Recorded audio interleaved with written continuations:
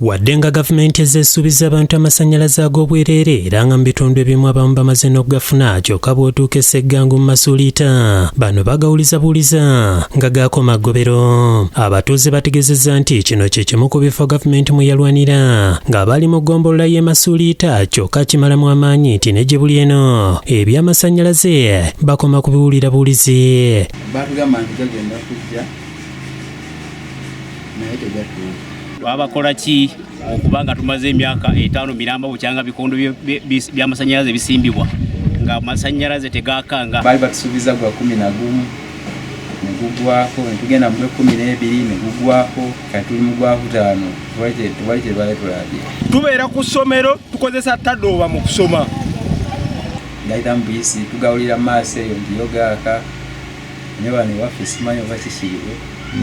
Wabula omutuuze Ssuuna Kayondo yakwataganye n'abawumeme ne batambuza amasannyalaze okutuuka mu kitundu kino kyokka yadde yagabatuusiriza. Baalimu okufuna transformer amasannyalaze okutandika okwaka. Abatuuze bakukulumidde ababaka be bazze balonda mu Busiro North olw'okulemererwa okubayamba kyokka nga wekituuka mu kiseera ky'obululu babagumya nga bagenda okubakolera ku nsonga y'amasannyalaze ekintu ekikyaganye. Tutakuluno oba memba wa parliament betulonda bali bakyali baffe batuwulire tubeeko kye twekolako naffe tujja kutola. MP waffe ye yafiire ddala talina byayogera. Ekyamazima Nsubugapo talina yadde omulamwa gwayambye ku Busiro North.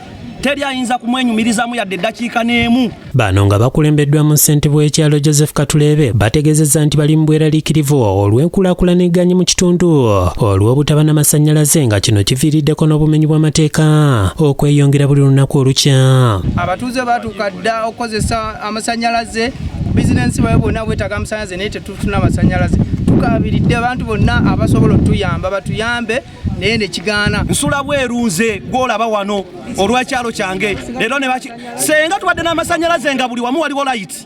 Ekyamazima ne kamera zandibaddewo naye nze obubbi bwa boda bweyongedde bazinona waka mu kiro olwa mbeera y'amasannyalaze. Katulebe ategeezezza nti bayita mu batuuze ne basonda ssente balabe nga bagula transformer kyokka n'okutuusa kati ensimbi zikyaganye okuwera. Eyali agazimba yatuka ekisala n'atugamba nti yafuna ebizibu bya ssente era ne tutuula naye n'atugamba ayagala tumukwasizeeko n'obukadde bw'ensimbi 7 ne tubukuŋŋaanya mu batuuze bano boolaba ne tusooka ne tumuwako obukadde 4 bukyatumuwako obukadde 4 n'okutuusa kati naye yatubulako talabika mufere bufere. Chairman yatukunga tusonde ssente ne tusonda ssente z'amasannyalaze ne tumanya nti gagenda kola ki kujja nyina saloni yange nengula ne dryer naye genda nakufa kulw'ensonga tulina ki masannyalaze so tulina obulumi bw'amaanyi olw'ensonga y'amasannyalaze. Basabye gavumenti ebayambe ku mbeera y'amakubo ne transformer basobole okufuna amasannyalaze. Nsaba yenna alina obusobozi obusobola otuyamba maama saba minisita w'eggwanga Robinah Nabbanja, Pulezidenti Museveni